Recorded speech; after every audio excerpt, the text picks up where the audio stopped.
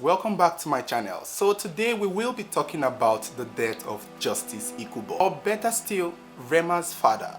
In September of 2020, Nigerian singer Rema went on a Twitter rant calling out the People's Democratic Party to provide answers to the mysterious passing of his father. Justice Ikubor was a very active member of the PDP party at the time, and he was found dead at Benin's Hotel in Benin City on the 8th of May 2008. Rema himself would be 8 years old at the time. Now, when Rema made this public, me being the person that I am, figured I have to know this. I want to know what happened to Rema's father. Was he murdered, or was it an accident?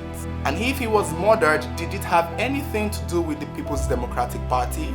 So before we continue, if you haven't subscribed yet to my channel, please, this is a good time to click the subscribe button and also click the notification button so that you will be notified once there is a new video. Now, I have been researching this particular story for almost a year now, and the truth is, it's very difficult to draw a conclusion.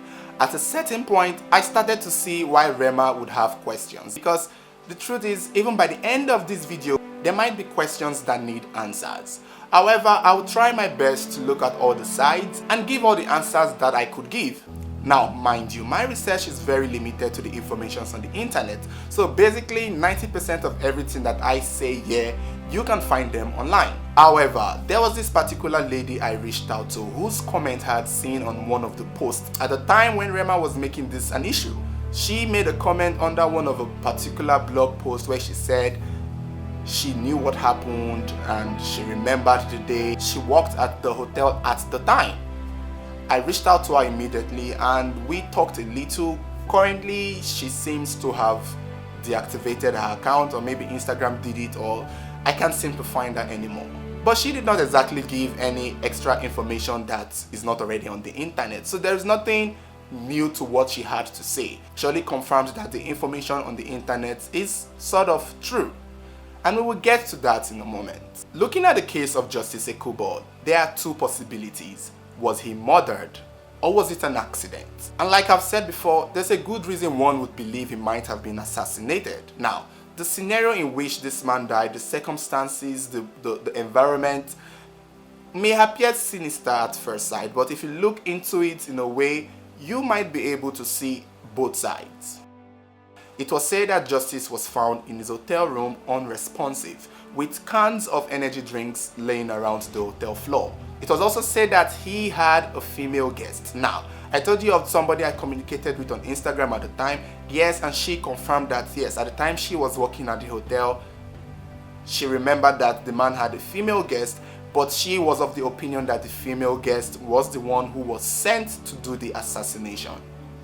Like the way we all believe Abacha was killed by Indian women with apples. And when you look at the information available online, it kind of makes sense to think that whoever this female visitor was might have been the one sent to do the assassination, because it was said she came later in the night, around 8 or thereabout, and eventually left before 10.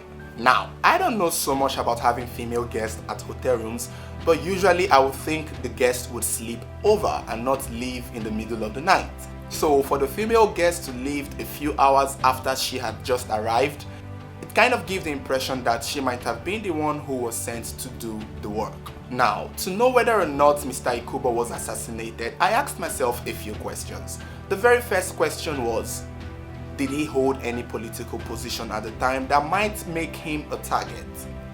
Because I believe a lot of politicians who get assassinated would hold relevant positions in the government houses. And the answer to that question was no, not really. Justice Ikubor did not hold any political position to the best of my knowledge, judging from what I got from the internet. But it was said that he was the managing director of the Ethiope Publishing Company in Benin, which was a very big company at the time. At first I thought it was a private-owned business, but it turned out that the Ethiope Publishing House might just be a property of the government there in Benin City. So yes, this man was the managing director of a very big company, but he did not exactly hold any political position.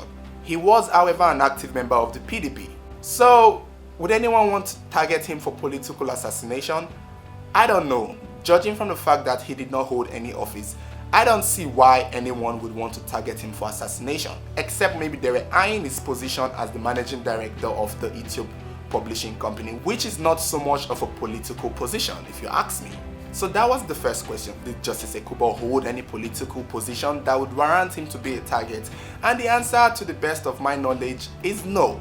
Now, the second question I asked was, what was the political climate at the time? In 2008, what was the situation like? Was there election, or was it just a regular day of the year? It turned out that between 2007 and 2008, Edo State was in the middle of an election, the governmental election. So this period was kind of like a heat period. You know how election period can get, right? So I figured the fact that this was an election period, it might be a red flag, but this was 2008 that it happened. Now 2007 was when the election was held. In 2008, the PDP party and the AC party, which is now called APC, were all battling it out in court regarding the election results. It was said that the Action Congress had taken the PDP to court regarding election fraud, and eventually the court would announce that the Action Congress candidate, Oshomole, was the winner. Now this was a big loss for the PDP. So the PDP at the time was suffering a big loss, and I can imagine it may have taken a toll on every member of the PDP because they had lost the election, they had lost money. So whatever the situation was, PDP members were facing a big loss. So does this climate exactly give room for someone to want to assassinate someone, especially of the PDP party? I mean, I would think if anyone should be assassinated, it should come from the winning party. Those are the people now holding offices. It didn't make sense to me that someone from the PDP would now be targeted, especially someone who wasn't holding any political office at the time. So now, throughout the period of 2007 till the 8th of May in 2008, the climate was still PDP versus APC battling it out in the courts over election results. But it was very obvious and very glaring that the Action Congress party was going to win. PDP knew they were going to lose, so it wasn't like they didn't know.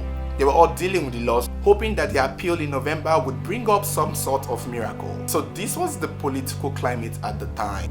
Was there any call for assassination, and why would he be the target? I personally don't see why anyone would want to target him again. And the hotel in which this incident happened was not a government-owned hotel. It wasn't a PDP-owned hotel. It had no PDP affiliate. And I believe Justice Ikubor must have gone there to just calm his head, probably being affected by the loss of his party. However, there is a very big reason why many people would believe that Ikubor was assassinated.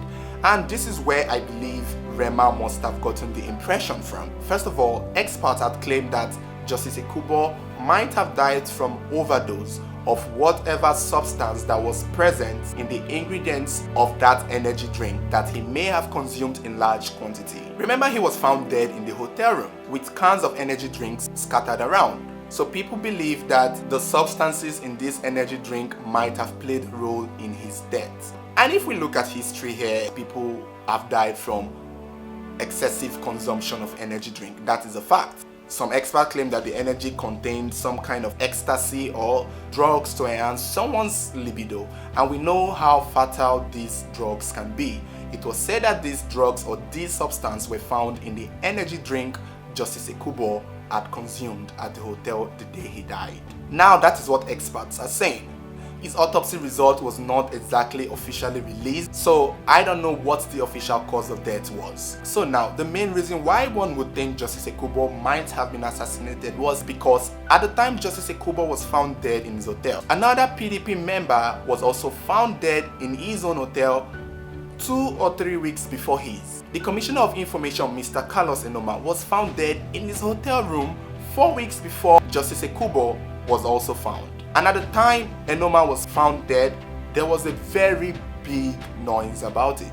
There was a lot of speculations. The PDP party was pointing fingers at the AC party, accusing them of assassinating their own Commissioner of Information. So that whole omen of believing Enoma was assassinated in his hotel room was what transferred into Justice Ikubor's own death. So the entire Benin City was trying to phantom the death of Commissioner of Information, who was found dead in his hotel room. Also after having a female guest. So the words around was that he was assassinated, he was murdered, he was killed by the opposition party Action Congress. Although representative from the Action Congress party denied the rumors and claimed that the PDP party was just trying to divert attention from the fact that they had already lost the election. The words going around at the time of Mr. Enoma's death was he was assassinated, even though autopsy would later prove weeks later that he died of a natural cause, and the girl he was with at the hotel was eventually found, and she explained to the police that Enoma started gasping for air while they were in the middle of having sex, and she tried to pour him water, tried to revive him, but everything she did failed, and eventually he stopped responding. The girl, who was a student of Uniben at the time, claimed that she was scared, she was afraid, and that was why she had to run and leave the hotel and probably even try to change the location. She was afraid that people would think she killed him. And eventually the autopsy results proved her right, that the man died of a natural cause. Unfortunately, the omen and belief that this man was assassinated still remained, because when he was found dead in his hotel, people thought he was assassinated. 2-3 weeks later, another PDP member was found dead in his hotel, Justice Ikubor. So people just assumed, oh right, now this must be an assassination spree going on right here. So that is why a lot of people might feel that Justice Ikubor was assassinated, because they had thought Enoma was assassinated. So while they were dealing with Enoma's death, Justice Ikubor passes in similar circumstances at a hotel after having a female guest. So people just assumed that this was what was happening. Even though Enoma's case was eventually rectified and it turned out that he died of natural cause, no official cause of death was rectified for Justice Ikubor's own passing, which kind of made it open to the speculation that maybe this was an assassination. So guys, that is basically the long and short of this story. There isn't so much information regarding the death of Justice Ikubor other than the fact that he was found in a hotel after receiving a female guest with multiple cans of energy drink, which people believed might have been the cause of his death. And through what I have explained regarding the political climate and regarding whether or not he had any official political position, it didn't seem so much like anyone would want to target him. And even if anyone would want to, I don't think it would have to do with politics. Thank you guys for watching, and I hope you've subscribed to my channel. Don't forget to follow me on Instagram, Facebook, and TikTok. I can't wait to see you next time on my channel.